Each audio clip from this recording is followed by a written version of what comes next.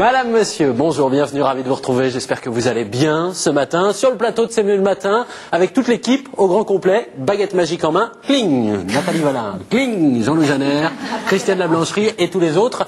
Une émission placée sous le signe de la diversité. Vous allez comprendre pourquoi dans quelques instants, avec toujours des cadeaux à gagner pour vous, évidemment. Baguette magique, parce que Nathalie Valin a invité comme collectionneur un magicien chineur et un magicien qui voyage dans le temps.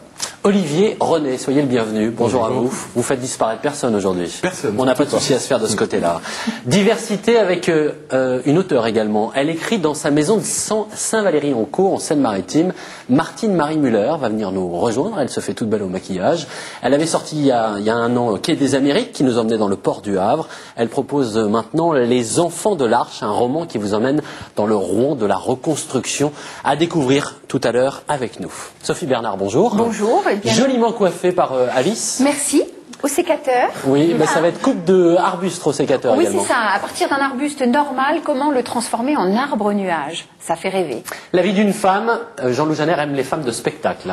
Bonjour Lionel. Elle vient d'ouvrir un endroit à Évreux qui s'appelle le Cube ASC. Elle adore le théâtre. Christine Godon, je vous la présenterai. Elle est en train de discuter avec Pascal Vanier, le rédacteur en chef de cette émission, va venir nous rejoindre sur notre plateau dans un instant. Christine qui a décidé de donner une nouvelle inflexion à sa vie en ouvrant cette salle de spectacle au cœur d'Évreux. Elle nous racontera cela tout à l'heure. Christiane Lablancherie. Bonjour, alors avec moi, direction Vernon, où nous allons découvrir l'imprévu. Un endroit où on peut découvrir des artisans d'art et des brocanteurs, des antiquaires. Et puis une initiative normande avec nos deux jeunes invités, Maëlle Guédon et Marie de Quatrebarre. Ils sont vidéo-biographes, viennent de monter Tsarine Film. Soyez les bienvenus, bonjour à vous. Bonjour. Ils racontent l'histoire de votre vie ou l'histoire d'une vie au travers de documents et d'interviews.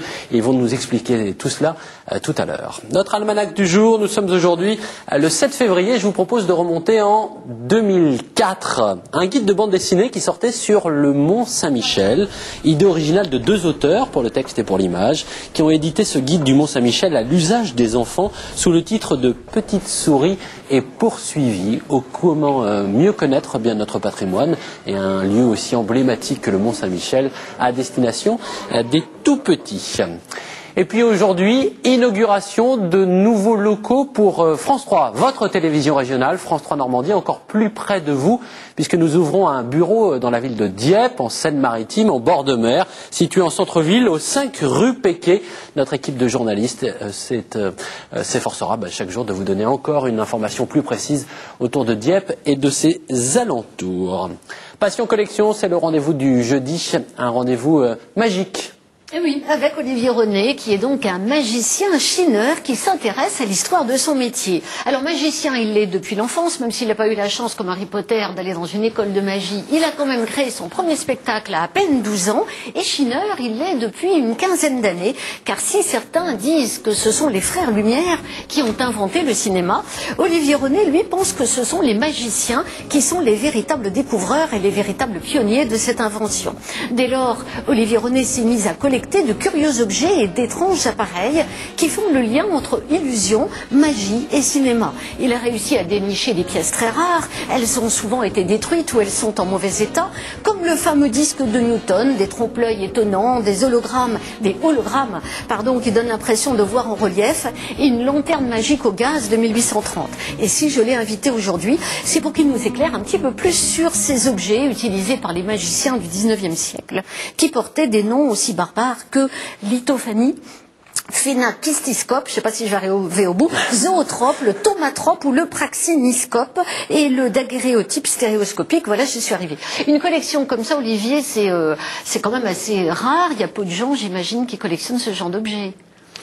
C'est effectivement très ciblé. Tout le monde ne s'intéresse pas à ça. Et c'est la magie qui vous a amené à la collection ou c'est la collection qui vous a amené à la magie? Je pense que c'est la magie qui m'a amené à la collection.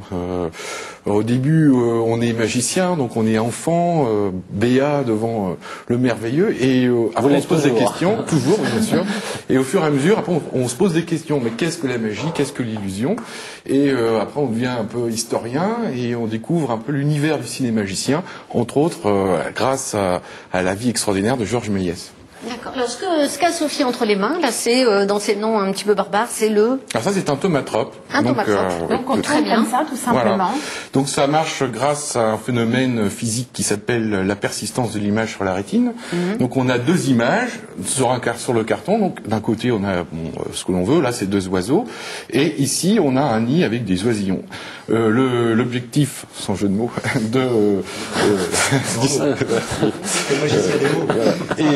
l'objectif de cette expérience, c'est de faire en sorte que l'œil voit superposer la première image avec la deuxième. Donc grâce à la persistance de l'image sur la rétine, en tournant rapidement, on a une image. Et ça date de quand, cet objet? Ça, c'est totalement 19e.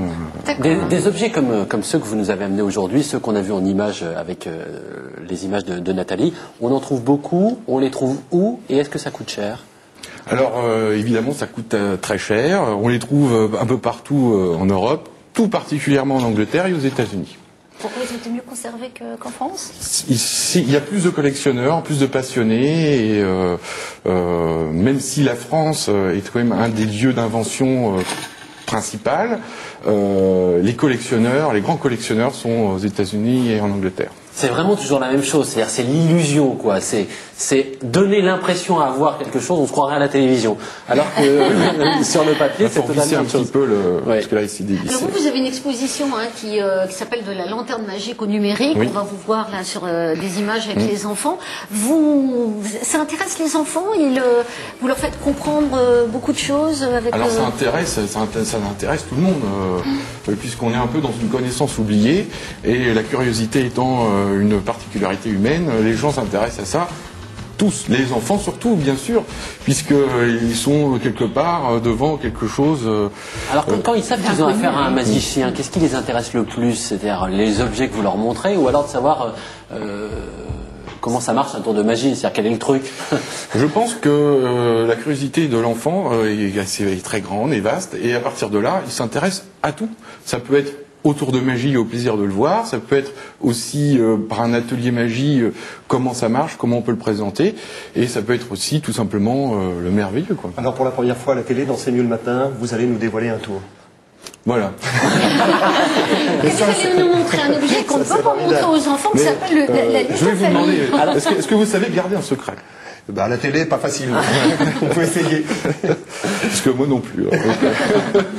Alors cet objet dont nous parlait Nathalie à l'instant, ça s'appelle comment ça? Ça, c'est une lithophanie. Alors une lithophanie, le principe c'est quoi? Alors là, le principe de la lithophanie, c'est lié fondamentalement à la lumière, comme tout ce qui est théâtre, cinéma ou Donc magie. j'ai une plaque qui est toute blanche, toute simple, j'ai l'impression qu'il n'y a rien sur cette plaque. Alors c'est si pas je vraiment mets ça. si je mets de la lumière derrière, et que la caméra zoome et que le rang baisse gentiment, voilà, apparaît.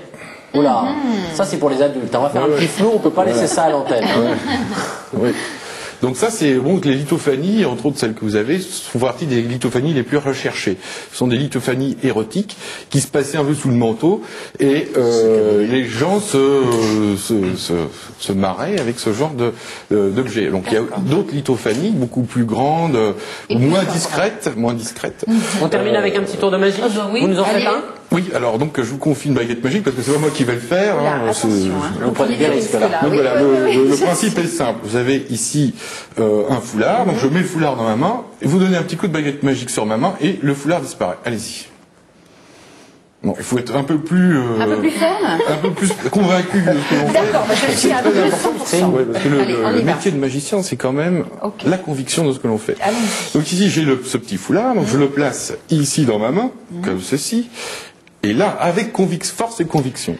Abracadabra. Ah, bah alors là, ça marche à tous les coups. Et il est où? Il est dans ma bouche.